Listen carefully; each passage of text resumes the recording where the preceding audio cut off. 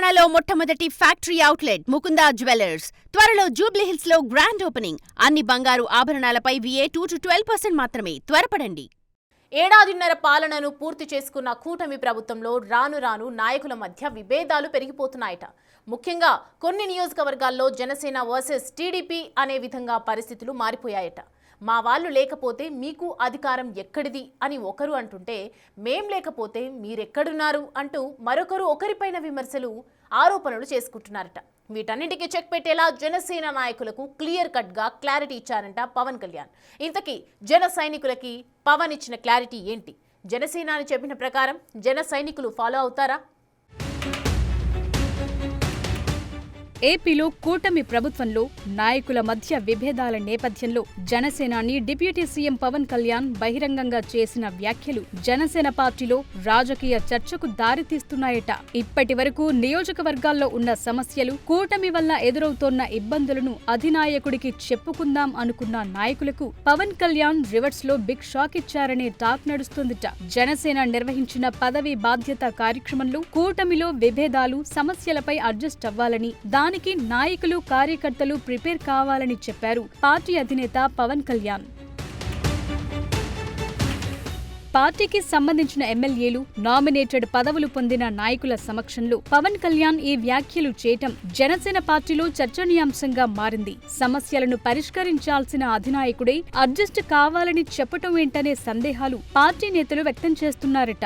వాస్తవానికి కూటమి ప్రభుత్వం అధికారంలోకొచ్చిన మొదటి 6 నెలలు పరిస్థితి బాగానే ఉంది. కానీ తరువాత జనసేన ఎమ్మెల్యేలు ఉన్న నియోజకవర్గాల్లో, జనసేన బలంగా ఉన్న నియోజకవర్గాల్లో టీడీపీ కొంత ఆధిపత్యం చూపించే ప్రయత్నం చేస్తోందనే విమర్శలొస్తున్నాయి. కొన్ని నియోజకవర్గాల్లో ఈ పరిస్థితి ఎక్కువవుతోన్న నేపథ్యంలో పవన్ కళ్యాణ్ కి కూడా గతంలో ఈ విషయంలో సమాచారం చేరవేశారు నాయకులు.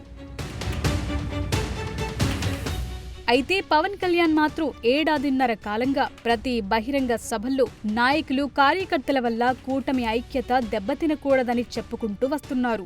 అయితే తాజాగా పవన్ కళ్యాణ్ ఓపెన్ అయిపోవటం, నియోజకవర్గాల్లో ఇబ్బందులు, సమస్యలు ఉన్నా ఎదుర్కోవాల్సిందేనని చెప్పటంపై జన సైనికులు కొంత అసంతృప్తికి గురవుతున్నారట. పవన్ కళ్యాణ్ ఇలా ఓపెన్ స్టేట్మెంట్ ఇవ్వటం ద్వారా నియోజకవర్గాల్లో, జిల్లాల్లో రాజకీయ సమీకరణాలు మారతాయన్న అభిప్రాయాన్ని జన సైనికులు వ్యక్తం చేస్తున్నారట. ఇప్పటి వరకు ఆధిపత్యం ప్రదర్శించిన టీడీపీ నాయకులు పవన్ కళ్యాణ్ వ్యాఖ్యలతో రెచ్చిపోయే అవకాశముందనే అభిప్రాయాన్ని వ్యక్తం చేస్తున్నారట.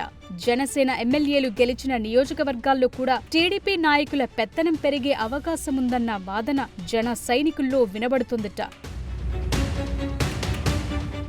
అయితే పవన్ కళ్యాణ్ చెప్పిన మాటను పార్టీ నాయకులు ఎంతవరకు ఫాలో అవుతారు అనేది $1 మిలియన్ ప్రశ్నగా మారింది. ఎందుకంటే కొన్ని నియోజకవర్గాల్లో జనసేన ఎమ్మెల్యేలు ఎక్కడా వెనక్కు తగ్గటం లేదనే టాక్ పొలిటికల్ సర్కిల్స్ లో వినిపిస్తుందట. ముఖ్యంగా తాడేపల్లిగూడెం నియోజకవర్గంలో టీడీపీ నేతల తీరుపై జనసేన ఎమ్మెల్యే బొలిశెట్టి శ్రీనివాస్ బహిరంగ విమర్శలు చేస్తున్నారు. నియోజకవర్గాల్లో జనసేన ఎమ్మెల్యేగా ఉన్న టీడీపీ నాయకుల పెత్తనమేంటి అంటూ గట్టిగానే అప్పట్లో బొలిశెట్టి శ్రీనివాస్ మాట్లాడారు. ఇక నెల్లిమర్ల నియోజకవర్గంలో స్థానిక ఎమ్మెల్యే లోకం మాధవి కూడా ఇదే విధంగా టీడీపీ మీద ఫైర్ అయ్యారు. ఎమ్మెల్యేలు మేమా లేక మీరా అంటూ ఆమె గట్టిగానే మాట్లాడిన సందర్భాలున్నాయి. అలాగే మరికొన్ని నియోజకవర్గాల్లో ఇదే విధమైన పరిస్థితులున్నాయి. పవన్ కళ్యాణ్ చెప్పినట్టు సర్దుకుపోతామని జన సైనికులు చెప్తున్నారు. కానీ నియోజకవర్గం మీద పెత్తనం చేస్తే ఊరుకునేది లేదని అంటున్నారట. ప్రతి సందర్భంలోనూ చంద్రబాబు నాయుడిని కాపాడుతూ పవన్ కళ్యాణ్ వ్యవహరిస్తోన్న తీరును అటు వైసీపీ సైతం విమర్శిస్తోంది.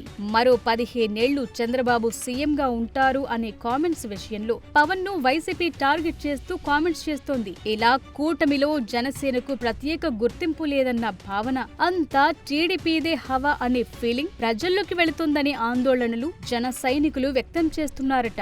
దీని ఎఫెక్ట్ పార్టీపై పడుతుందనే భావనను జన సైనికులు తో పాటు విశ్లేషకులు వ్యక్తం చేస్తున్నారట.